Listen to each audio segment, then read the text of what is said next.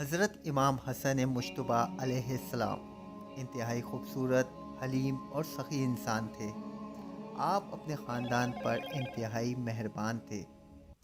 امیر شام نے کئی بار امام حسن کو زہر دلانے کی کوشش کی، لیکن وہ ناکام ہوا۔ آخرکار اس نے امام حسن کی بیوی جودہ بنت اشد سے جھوٹے وعدے کیے اور کہا کہ تم اپنے شوہر کو زہر دو۔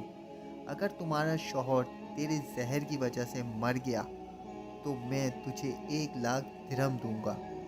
اس کے بعد میں تیری شادی اپنے بیٹے سے کروں گا جو کہ مستقبل کا بادشاہ ہے۔ اس عورت کے دل میں دولت اور یزید سے شادی کرنے کی تمنا تھی۔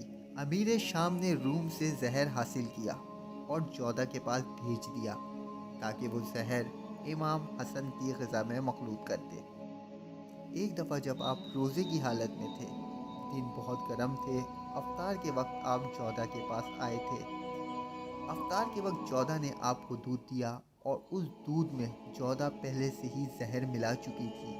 جب حضرت امام حسن نے دودھ پیا تو آپ کو زہر کا احساس ہوا اور آپ نے کہا اِنَّ لِلَّهِ وَإِنَّا إِلَيْهِ راجعون، اور اس کے بعد آپ نے حمد باری تعالیٰ کی اور فرمایا کہ خدا تیرا شکر ہے کہ مجھے عارضی جہاں سے اس جہاں میں بلا رہا ہے جہاں ہمیں ہمیشہ ہمیشہ رہنا ہے۔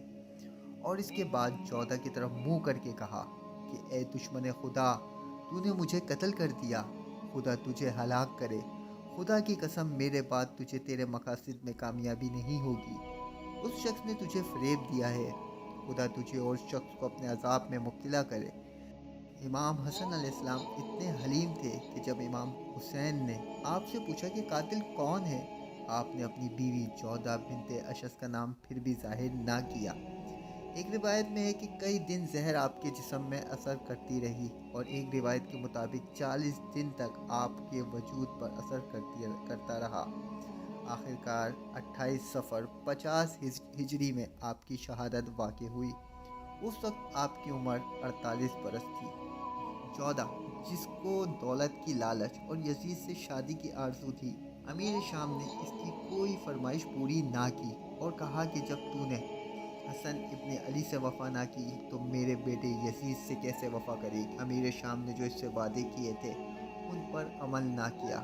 آخرکار وہ عورت ذلت اور خواری کے ساتھ واصل جہنم ہوئی۔